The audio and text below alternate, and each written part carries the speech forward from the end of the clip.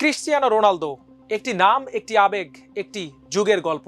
2 দশকেরও বেশি সময় ধরে বিশ্ব ফুটবলে নিজের আধিপত্য ধরে রাখা এই মহা তারকা এবার হয়তো খেলতে যাচ্ছেন নিজের কেরিয়ারের শেষ বিশ্বকাপ।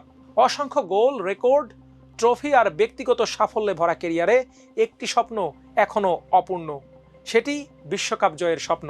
2026 বিশ্বকাপ তাই শুধু পর্তুগালের জন্য নয়, কোটি কোটি রোনালদো ভক্তের কাছেও আবেগের এক শেষ অধ্যায়।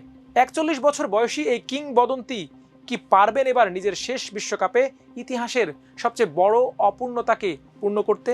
রবার্তো মার্তিনেজের অধীনে এবারের পর্তুগাল দলকে অনেকেই সাম্প্রতিক সময়ের অন্যতম ভারসাম্যপূর্ণ স্কোয়াড হিসেবে দেখছেন। অভিজ্ঞতা ও তারুণ্যের মিশেলে গড়া এই দলটি আক্রমণ, মাঝমাঠ ও রক্ষণ 3 বিভাগেই যথেষ্ট শক্তিশালী। তবে পুরো দলের সবচেয়ে বড় আকর্ষণ এখনও সেই এক নাম, ক্রিশ্চিয়ানো রোনালদো। মাঝমাঠে রয়েছে অসাধারণ সৃজনশীলতা।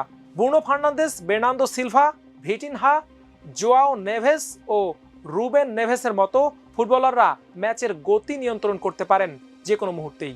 বল দখল, অ্যাটাকিং এবং প্রতিপক্ষের রক্ষণ ভাঙার ক্ষেত্রে এই মিডফিল্ড বিশ্বের যে কোনো দলের জন্যই বড় চ্যালেঞ্জ হতে পারে।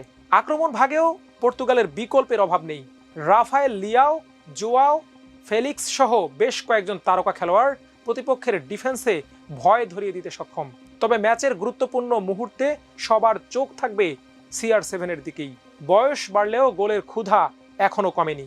বক্সের ভেতরে তার উপস্থিতি, হেডিং ক্ষমতা, অভিজ্ঞতা ও চাপের মুহূর্তে সিদ্ধান্ত নেওয়ার দক্ষতা এখনো তাকে বিশ্বের অন্যতম ভয়ঙ্কর ফরওয়ার্ড হিসেবে এগিয়ে রাখছে। তবে পর্তুগালের কিছু প্রশ্নও রয়েছে।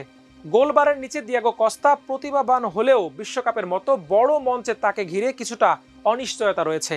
সেই সঙ্গে পেপের বিদায়ের পর রক্ষণ ভাগে আগের সেই দৃঢ়তা সবসময় দেখা যায় না।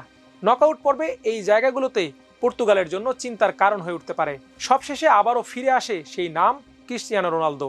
পর্তুগালের সবচেয়ে বড় শক্তি হয়তো শুধু তার ফুটবল দক্ষতা নয়, বরং তার উপস্থিতি।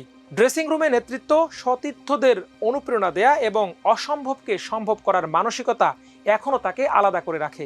বিশ্বকাপের মঞ্চে এটি প্রায় নিশ্চিতভাবেই তার শেষ অভিযান। তাই নিজের ষষ্ঠ বিশ্বকাপ খেলতে নামা এই কিংবদন্তি শেষবারের মতো বিশ্বকে জানিয়ে দিতে চাইবেন কেন তাকে সর্বকালের সেরাদের একজন বলা হয়। 2026 বিশ্বকাপে পর্তুগালের শিরোপা জয়ের স্বপ্নের কেন্দ্রবিন্দুতে একজনই, তিনি হলেন CR7। আর যদি শেষ পর্যন্ত ট্রফিটি তার হাতেই ওঠে, তবে সেটি হবে শুধু একটি দেশের নয়, ফুটবল ইতিহাসের অন্যতম আবেগঘন মুহূর্ত। আর সে পর্যন্ত অপেক্ষা করুন, চোখ রাখুন আমার দেশের পর্দায়।